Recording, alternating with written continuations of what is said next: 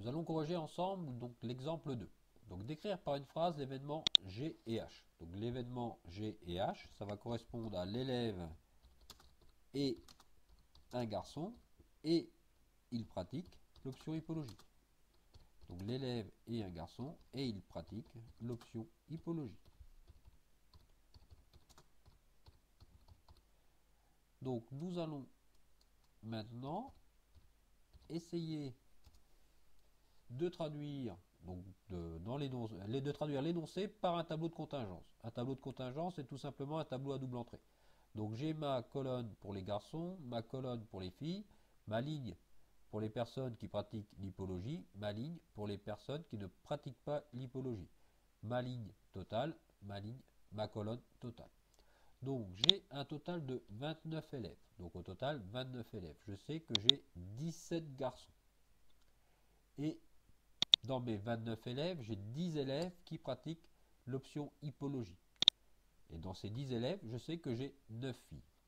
Alors maintenant, pour compléter ce tableau, ça ne va pas être bien compliqué, ça va être juste des soustractions. Donc si j'ai 9 filles qui pratiquent l'hippologie, je vais donc avoir un garçon pour arriver à 10. Si j'ai un garçon qui pratique l'hippologie, je vais donc avoir 16 garçons qui ne pratiquent pas l'hippologie.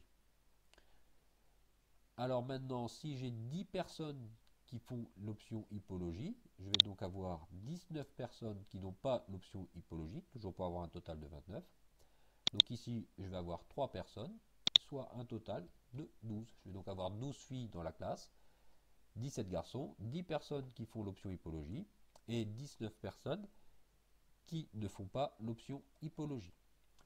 Alors, à partir de ce tableau, nous allons calculer des probabilités. Donc je choisis un élève au hasard. Donc chaque élève a la même probabilité d'être choisi. On est bien en situation d'équiprobabilité.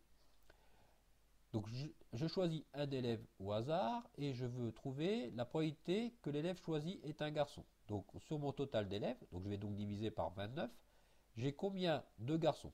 Donc j'ai 17 garçons. Donc la probabilité de choisir un garçon, ça va donc être 17 divisé par 29.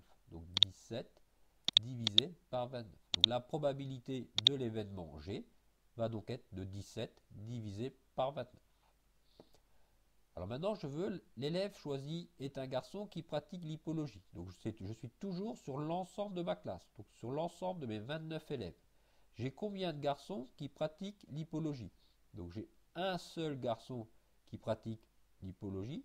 Donc la probabilité d'avoir un garçon qui pratique l'hippologie, ça va donc être de 1 divisé par 29. Donc la probabilité de l'événement G inter H va donc être de 1 divisé par 29.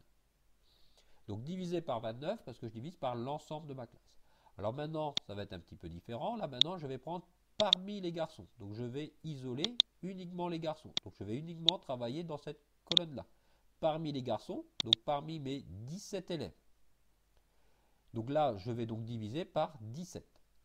Donc parmi les garçons, quelle est la probabilité que l'élève choisi pratique l'hippologie? J'ai combien d'élèves qui pratiquent l'hippologie? 1.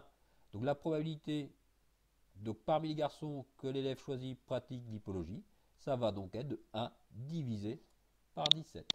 Soit la probabilité que l'élève fasse hippologie sachant que c'est un garçon, donc on met le petit g en indice pour garçon, va donc être de 1 sur 17. Donc ça va se lire. Probabilité que la personne pratique l'hippologie sachant que c'est un garçon. Donc 1 sur 17.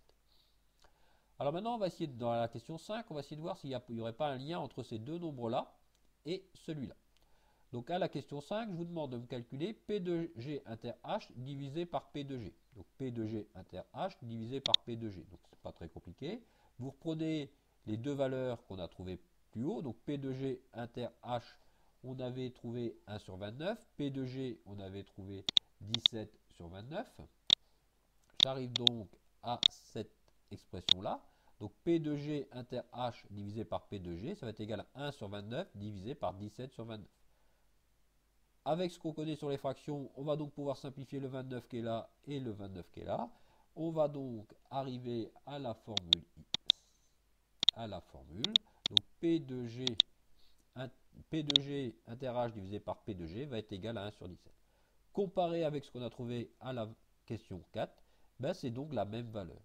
Donc la formule à laquelle je voulais arriver sur cet exemple, donc P de G inter H, ça va être égal à P de G et H divisé par P de G. Et ce sera toujours comme ça. Voilà la fin de l'exemple.